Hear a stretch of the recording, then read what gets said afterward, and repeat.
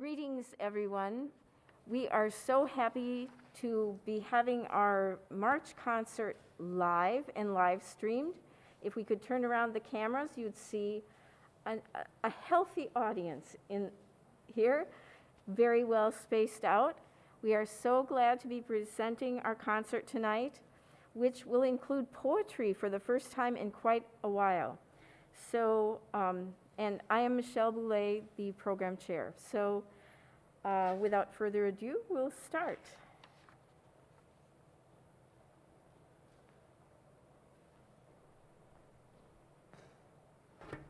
Good evening. I am going to remove my mask. I'm going to be reading Dog Songs by Mary Oliver. And I'm going to give you a little blurb on Mary. I did know Mary personally. She lived in Cape Cod, and she has since passed away, a wonderful, wonderful woman and a wonderful, talented artist. Mary Oliver's Dog Songs is a celebration of the special bond between human and dog, as understood through the poet's relationship to the canines that have accompanied her daily walks, warmed her home, and inspired her work. Oliver's poems begin in the small, everyday moments familiar to all dog lovers. But through her extraordinary vision, these observations become higher meditations on the world and our place in it. The first selection, now she had several dogs. Percy was a dog that died, and then she picked up another dog, Ricky. The first poem is entitled, Ricky Talks About Talking. Ricky, can you explain how it is that Anne and I can talk with you as we did with Percy too, and we all understood each other? Is it kind of a miracle? It's no miracle, said Ricky. It's actually simple. When you or Anne talk, I listen. When I talk, you listen, as you did with Percy. Of course we listen. No, I mean really listen. Here's a story, and you don't have to visit many houses to find it. One person is talking, the other one is not really listening. Someone can look like they are, but they're actually thinking about something they want to say, or their minds are just wandering. Or they're looking at the little box people hold in their hands these days, and people get discouraged, so they quit trying. And the very quiet people, you may have noticed, are often the sad people. Ricky, you have really thought about this. So we can talk together because we really listen. And that's because, yes, because we care. The Wicked Smile. Please, please, please, I think I have not eaten for days. What? Ricky, you had a huge supper. I did? My stomach doesn't remember. Oh, I think I'm fading away. Please make me breakfast, and I'll tell you something you don't know. He ate rapidly. Okay, I said. What were you going to tell me? He smiled his wicked smile. Before we came over, Anne already gave me breakfast, he said. Be prepared. A dog is adorable and noble. A dog is a true and loving friend. A dog is also a hedonist.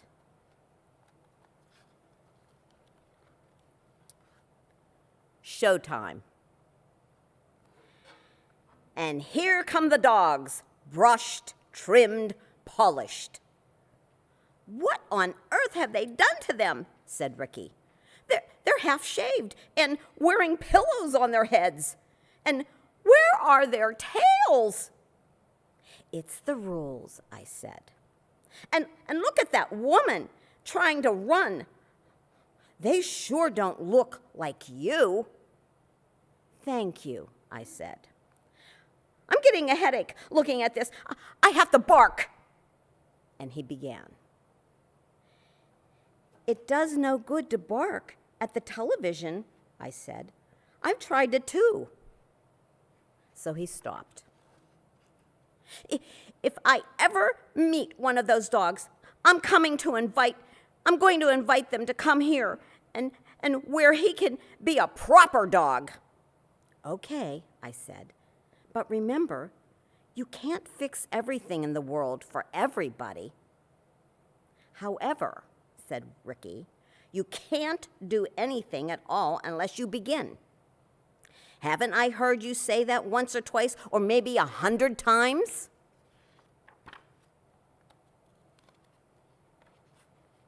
Henry. What is that? Said Ricky as Henry came through the door. That's Henry, I said. He's a bulldog, and he's come to stay with us with my friend Linda. He's a horse, said Ricky.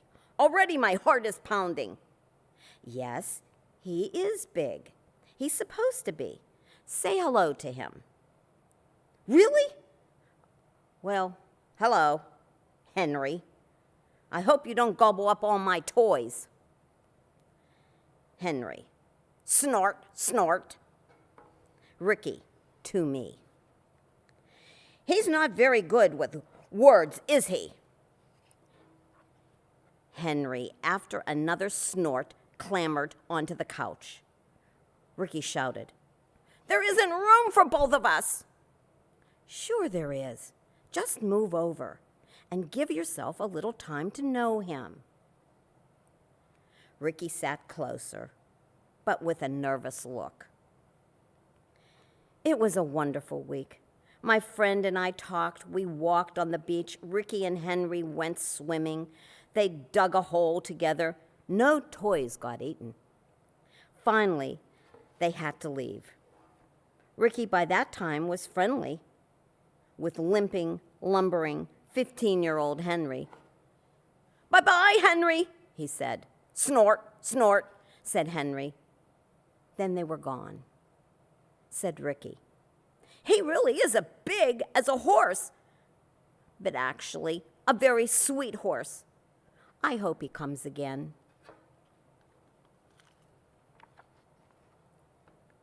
How a lot of us become friends. One day on the beach, Ricky met a dog just his size. Her name is Lucy, and she is very pretty. Wow, said Ricky. Naturally, I met Lucy's mother, Teresa, at the same time. It happens that Ricky's full name is Ricky Ricardo. So how could Ricky and Lucy not take to one another? In fact, they became quite tight. It wasn't a good day if they didn't see each other. So how could Teresa and I not start to become friends? And my final selection, you never know where a conversation is going to go.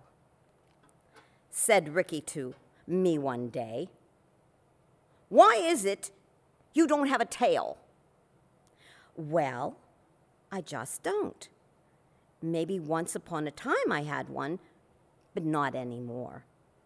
What happened? Did you have an accident? No, things changed. Sometimes over time. You mean maybe sometime I won't get a walk, I won't get dinner, I won't get hugs?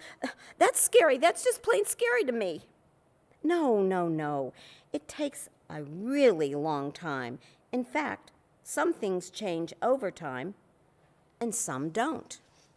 Well, how do I know what's what?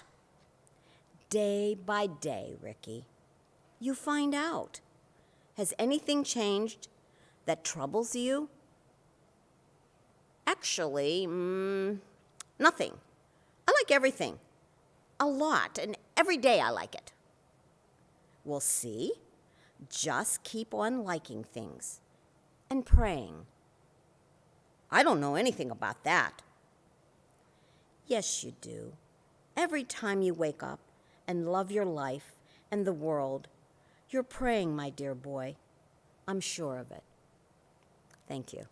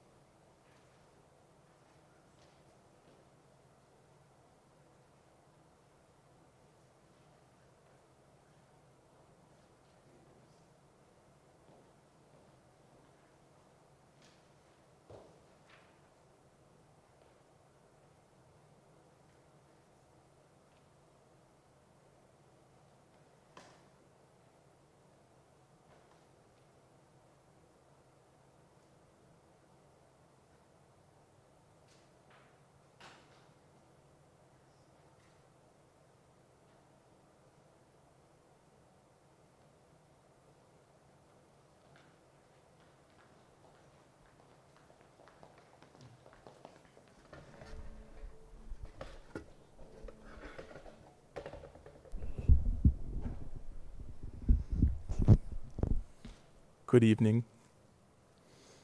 You all look so serious. Sorry. This evening, Michelle asked me if I could pinch hit, and when I was very happy to do so. This is a song by Franco Leone, who I have to admit and apologize, I know very little to nothing about, but I do know he is most well known for a lot of very short, humorous art songs. So this evening, just a short ditty entitled Tally Ho.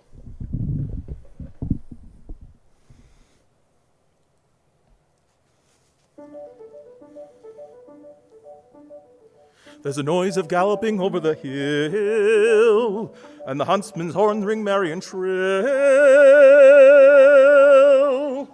See, here they come, Bella, halloo, hounds and horsemen, huntsmen too, galloping, galloping, galloping, galloping, galloping, galloping, galloping by. The horses trample, the hounds they bay, the riders' coats are scarlet and gay. Oh, there, youngster huntsman, cry, say, have you seen the fox go by? Galloping, galloping, galloping, galloping, galloping, galloping, galloping by. I look as stupid as I can be, and never a word do they get from me, until in anger they shake the rein and start a rolling hunt again. Galloping, galloping, galloping, galloping, galloping, galloping, galloping by.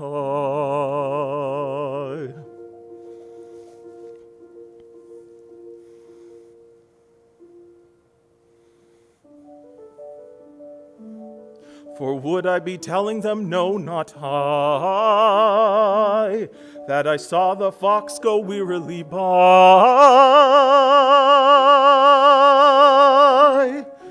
Wearily panting, worn and spent, would I be telling the way he went? Galloping, galloping, galloping. No, not I.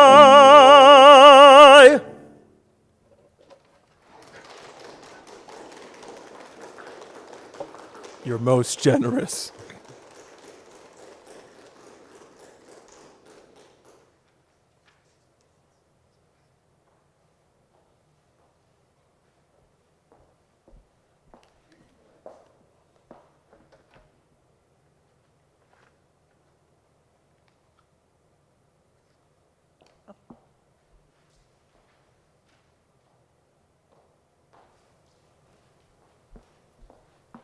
Would it be okay if I take off my mask?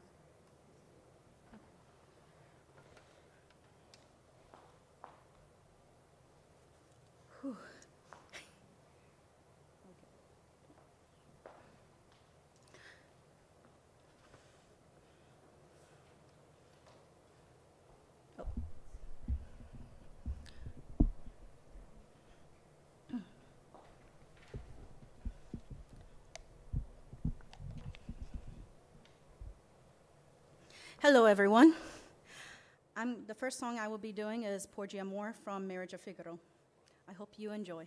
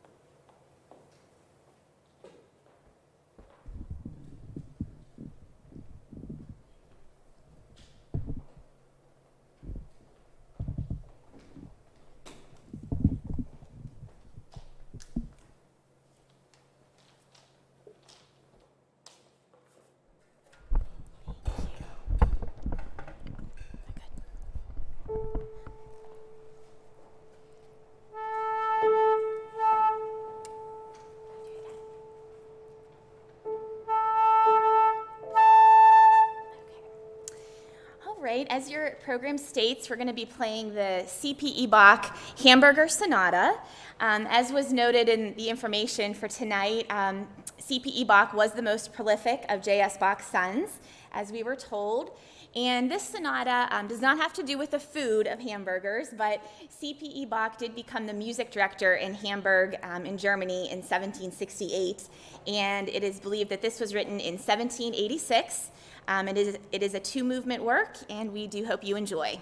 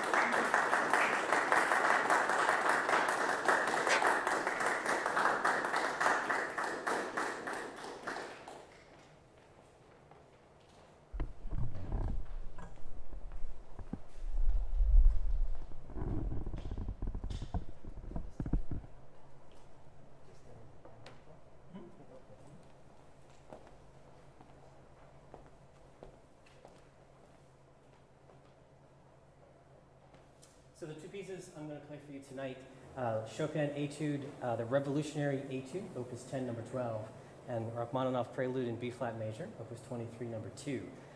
The Revolutionary Etude was actually written in 1831 in reaction to the November Uprising, or the November Rebellion, which was an uprising in Warsaw, Poland, of a military academy, mostly cadets, against the Russian government that was ruling Poland at the time. So they were quickly defeated by the Russian government.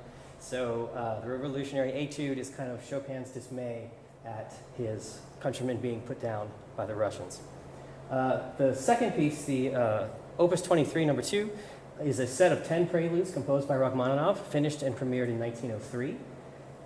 There is not much context behind them. I think they were mostly done for financial gain, yet they produced some of the most beautiful pieces of the literature. And while I can't find a formal relationship between the two, I can't find a source that says Rachmaninoff harkened back to the Revolutionary Etude when writing this piece. There is a lot of similarities between them, particularly in the way the left hand, the sweeping, fast left hand works that go throughout. So they're often compared to each other.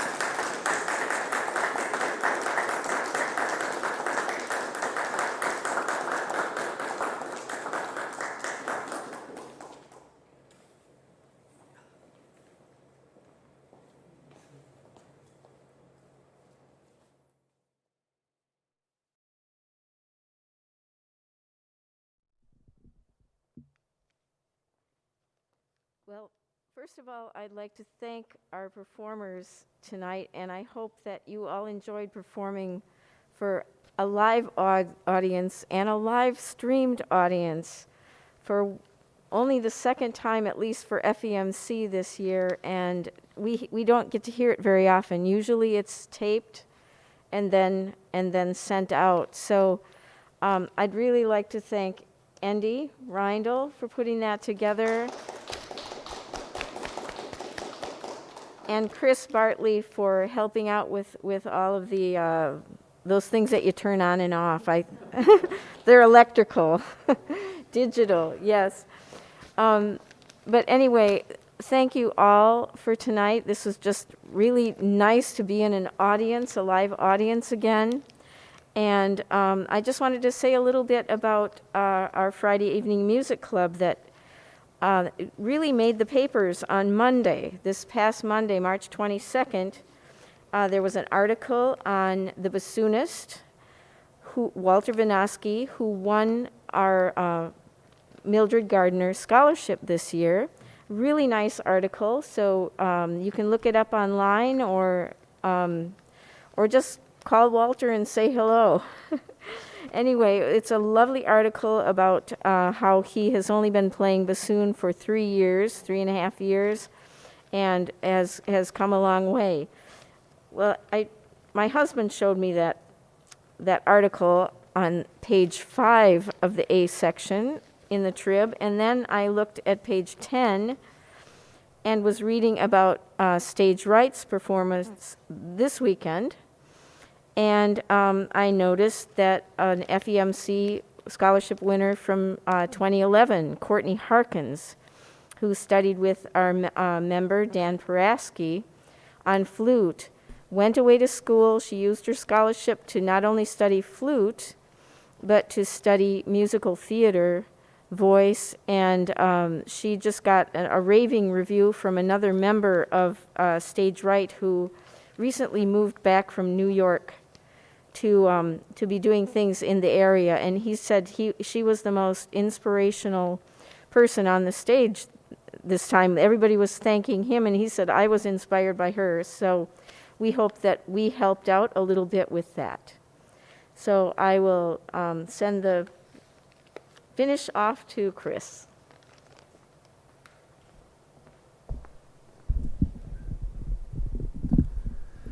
Thank you again for coming out tonight here and here to be able to be part of this recital. I feel very honored and special that we are able to continue to have our music making happen as a club, and for all those who are sharing with us online. And we look forward to being able to do this one more time this year, to be able to conclude our season in April. And we look forward to being back here in the Garden Center, again live streaming, joining in Zoom, and with a few present. The original date for that concert was the 30th. It is now the 23rd.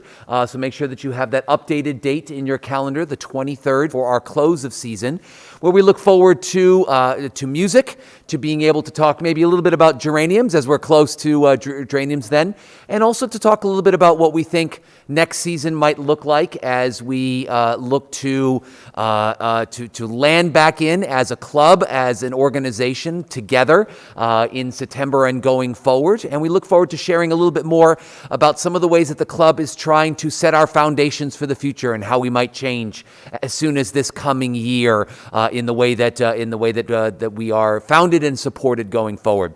I can tell you that while you're waiting for this, there is an opportunity for a live stream concert happening Thursday, the 15th of April. It is the Pitt Greensburg Chorale live streaming its spring concert, and it is going to be entitled These Trees Bear Fruit.